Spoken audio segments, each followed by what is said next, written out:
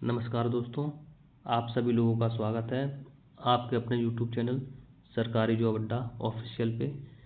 जैसा कि दोस्तों आप सभी लोगों को पता ही है कि हम लोग 2021 में यूपीएसआई की जो भी हिंदी के पेपर आए थे उनको डिस्कस कर रहे हैं। आज क्रम में आगे बढ़ते हुए आज हम 13 नवंबर फर्स्ट शिफ्ट 2021 के हिंदी पेपर को देखेंगे। जैसा कि इसमें पहला क्वेश्चन है, अपभ्रंश में कितने स्वर मौजूद थे? Option A 6, option B 7, option C 8, option D इनमें से कोई नहीं। दोस्तों इसमें ऑप्शन सी सही है, 8।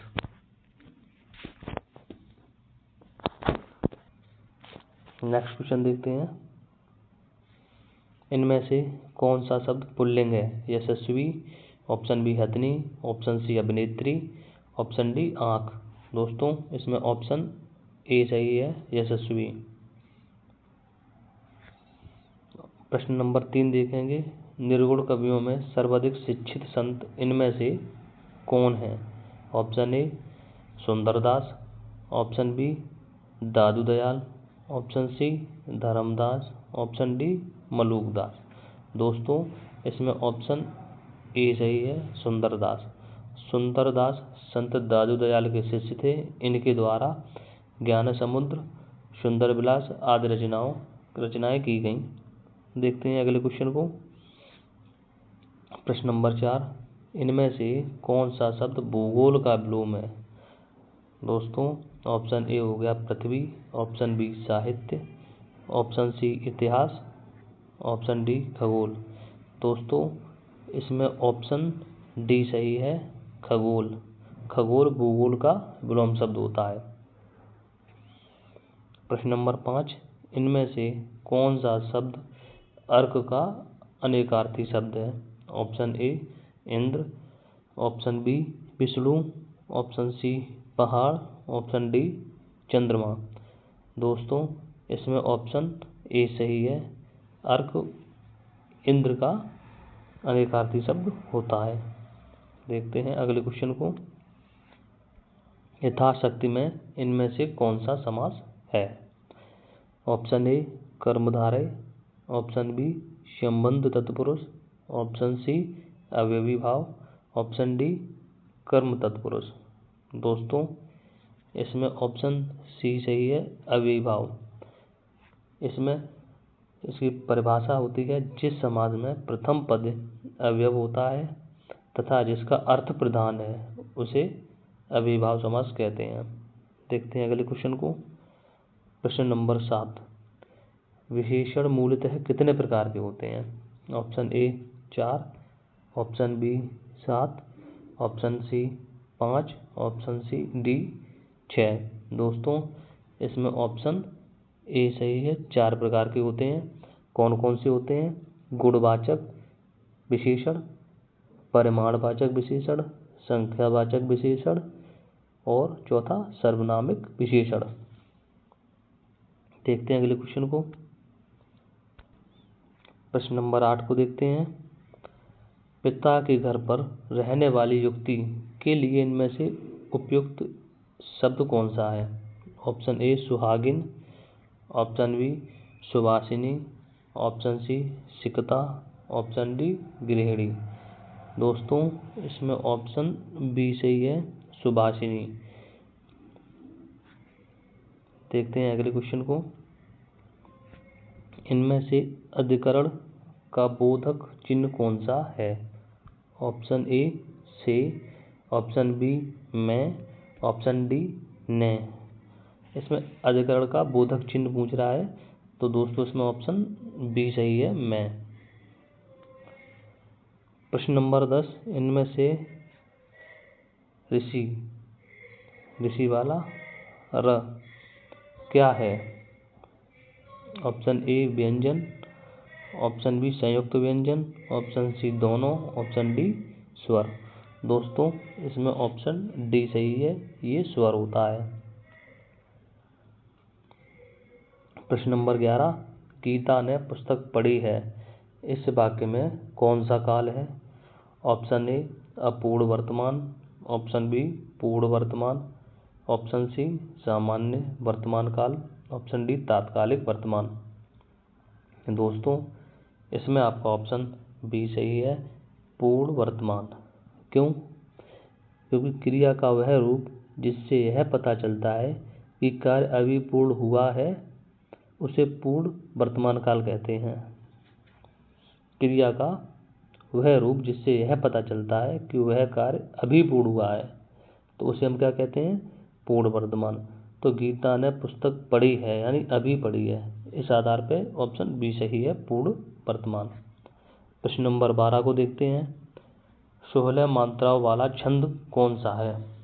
ऑप्शन ए दोहा, ऑप्शन बी चौपाई, ऑप्शन सी ये धनाक्षरी होता है लेकिन ये गलत लिख गया है यहाँ पे, ऑप्शन डी रोला। दोस्तों इसमें ऑप्शन बी सही है, चौपाई।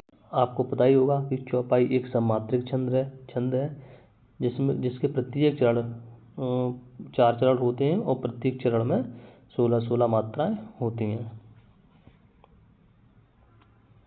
प्रश्न नंबर 13 को देखते हैं। इनमें से कौन सी भाषा का विकास मागधी अपभ्रंश से हुआ है? Option A Bagheli, option B Awadhi, option C Garhwali, option D Magahi. दोस्तों इसमें ऑप्शन डी सही है, मगही।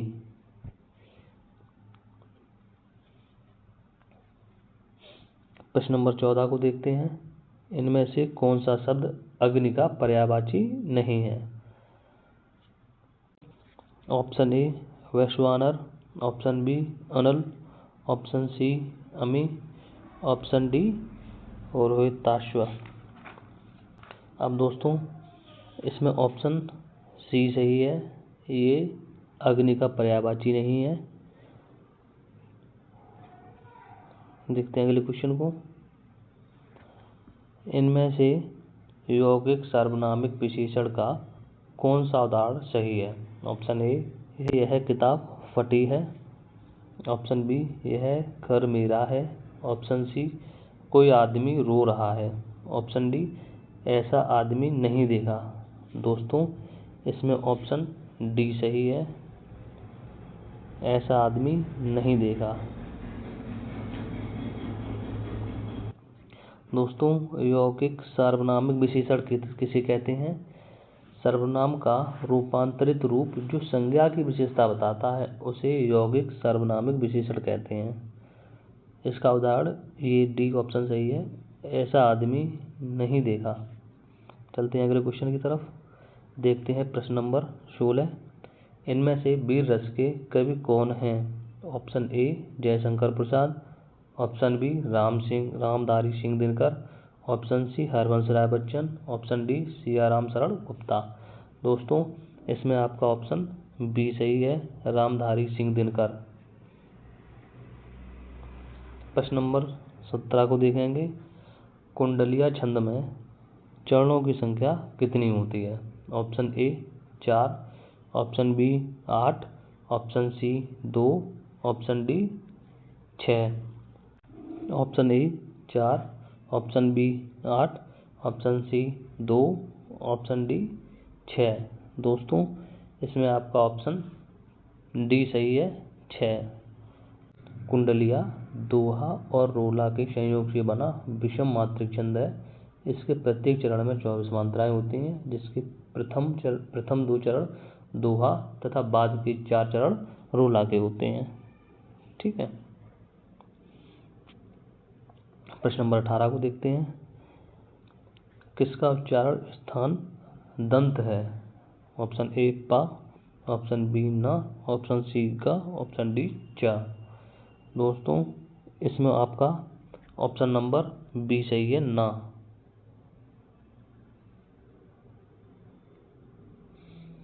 देखते हैं अगले क्वेश्चन को।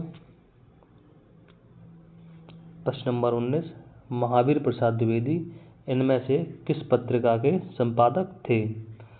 Option A Saraswati, option B Uchit Vakta, option C Banaras अखबार, ऑप्शन डी कवि वचन सुधा। दोस्तों इसमें आपका ऑप्शन ए सही है, सरस्वती पत्रिका। चलिए बढ़ते हैं अगले प्रश्न की तरफ। देखते हैं प्रश्न नंबर 20। इनमें से कौन सा शब्द गौरव का विलोम है? ऑप्शन ए आनंद, ऑप्शन बी लाघव, ऑप्शन सी आगत, ऑप्शन डी उत्साह। दोस्तों इसमें ऑप्शन बी सही है। गौरव का विलोम शब्द लाघव होता है। देखते हैं अगले प्रश्न को। इनमें से नाक का बाल होना मुहावरे का अर्थ क्या है?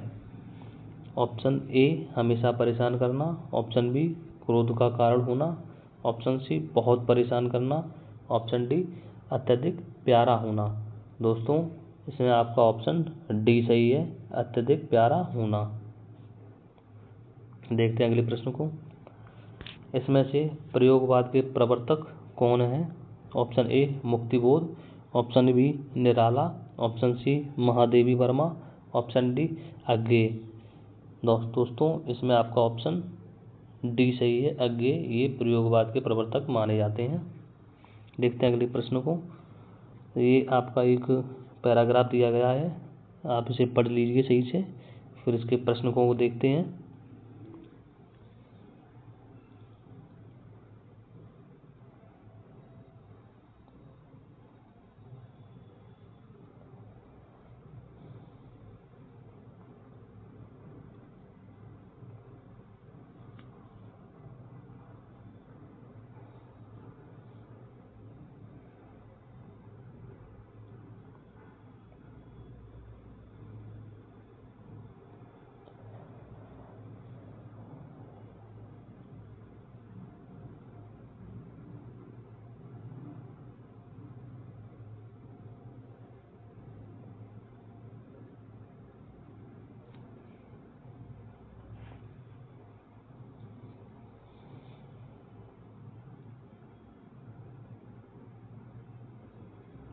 चलिए बढ़ते हैं आगे। देखते हैं प्रश्न नंबर 23 से लेकर 25 तक।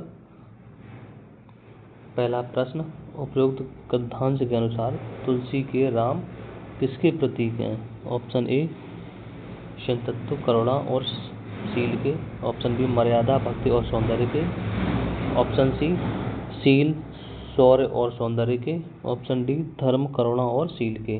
दोस्तों इसमें आपका ऑप्शन सी सही है, शील शौर्य और सौंदर्य के। देखते हैं अगले प्रश्न को। उपर्युक्त गद्यांश के आधार पर तुलसी के काव्य में भारतीय जीवन की सबसे बड़ी कौन सी अभिलाषा व्यक्त हुई है? ऑप्शन ए मर्यादित संगारिकता की, ऑप्शन बी राम कथा श्रवण की, ऑप्शन सी राम के प्रति उन्मुखता की, ऑप्शन डी संतों की सी जीवनचर्या की। दोस्तों इसमें आपका ऑप्शन बी सही है, संतों की सी जीवनचर्या की। ऑप्शन डी सही है। देखते हैं अगले प्रश्न को। कवि का संत हृदय परम कारुणिक किसके प्रति उन्मुख हो सकता है? प्रजा के प्रति, समाज के प्रति, राम के प्रति, संतों के प्रति। दोस्तों इसमें आपका ऑप्शन सी सही है, राम के प्रति। प्रश्न नंबर 26 देखते हैं। इनमें से कौन सा शब्द तत्सम है? ऑप्शन ए खेल, ऑप्शन सी दर्शन, ऑप्शन बी उद्गम, ऑप्शन डी कोट। दोस्तों इसमें आपका ऑप्शन बी सही है, उद्गम। क्रम थोड़ा ऊपर नीचे हो गया है, लेकिन ऑप्शन बी सही है। आगे बढ़ते हैं। इनमें से खोज का अनेकार्थी शब्द कौन सा नहीं है? ऑप्शन ए अनुसंधान, ऑप्शन बी जिज्ञासा, ऑप्शन सी तलाश, ऑप्शन डी इच्छा पूर्ति। दोस्तों इसमें आपका ऑप्शन डी इच्छा पूर्ति, खोज का अनेकार्थी शब्द नहीं होगा। चलिए बढ़ते हैं आगे। इनमें से किस पुस्तक को व्यास सम्मान प्राप्त हुआ था? आत्मजयी, कामायनी, गुनाहों का देवता, गोदान। दोस्तों आपका इसमें ऑप्शन ए सही है, आत्मजयी। इसे 1991 में व्यास सम्मान प्राप्त हुआ था। चलिए आगे बढ़ते हैं। प्रश्न नंबर 29, परमेश्वर में कौन सा समास है? ऑप्शन ए तत्पुरुष, ऑप्शन बी अव्ययीभाव, ऑप्शन सी ऑप्शन डी कर्मधारय। दोस्तों इसमें परमेश्वर में हमारा कर्मधारय समास है, ऑप्शन डी सही है, कर्मधारय। चलिए देखते हैं अगले क्वेश्चन को। प्रश्न नंबर 30, निम्नलिखित में से कौन सा शब्द अर्थ से जुड़ा हुआ नहीं है? ऑप्शन ए हेतु, ऑप्शन बी धन, ऑप्शन सी चेष्टा, ऑप्शन डी प्रयोजन। दोस्तों इसमें आपका ऑप्शन सी सही है, चेष्टा। चलिए बढ़ते हैं अगले क्वेश्चन पे।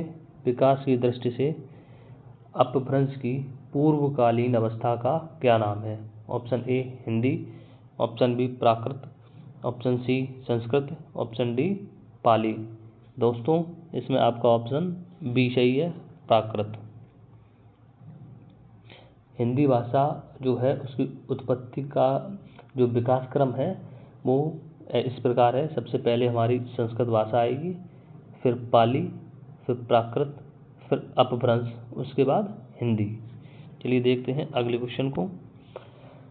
प्रश्न नंबर 32, इनमें से कौन सा शब्द स्त्रीलिंग है? Ajwain, option A, option B टोप, option C paratha, option D rasgulla. दोस्तों इसमें ऑप्शन ए सही, अजवायन। चलिए बढ़ते हैं आगे, देखते हैं प्रश्न नंबर 33 को। इनमें से कौन सा शब्द अंबर शब्द का अर्थ नहीं है?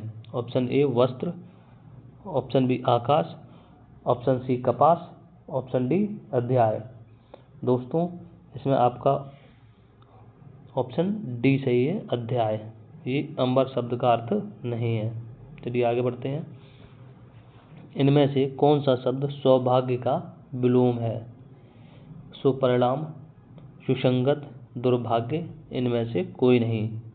दोस्तों इसमें आपका ऑप्शन सी सही है, दुर्भाग्य। ये सौभाग्य का विलोम है। चलिए आगे बढ़ते हैं।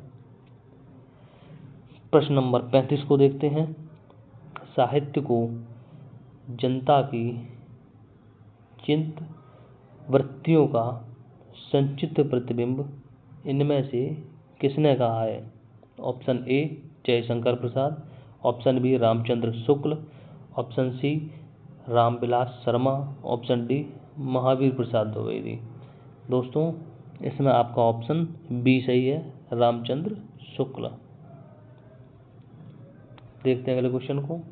दशानन में कौन सा समास है? ऑप्शन ए कर्मधारय, ऑप्शन बी बहुवीर्य, ऑप्शन सी द्विग, ऑप्शन डी तत्पुरुष। दोस्तों दशानन में बहुवीर्य समास है, ऑप्शन बी। दशानन का अर्थ होता है 10 हैं आनंद जिसके, अर्थात रावण। ठीक है, देखते हैं अगले क्वेश्चन को। आत्मजयी इनमें से किस विधा की पुस्तक है? ऑप्शन ए नाटक, ऑप्शन बी काव्य, ऑप्शन सी उपन्यास, ऑप्शन डी एकांकी। दोस्तों आत्मजयी काव्य विधा की पुस्तक है, ऑप्शन बी सही है। इसमें ये कुंवर नारायण की एक कृति है। चलिए आगे बढ़ते हैं।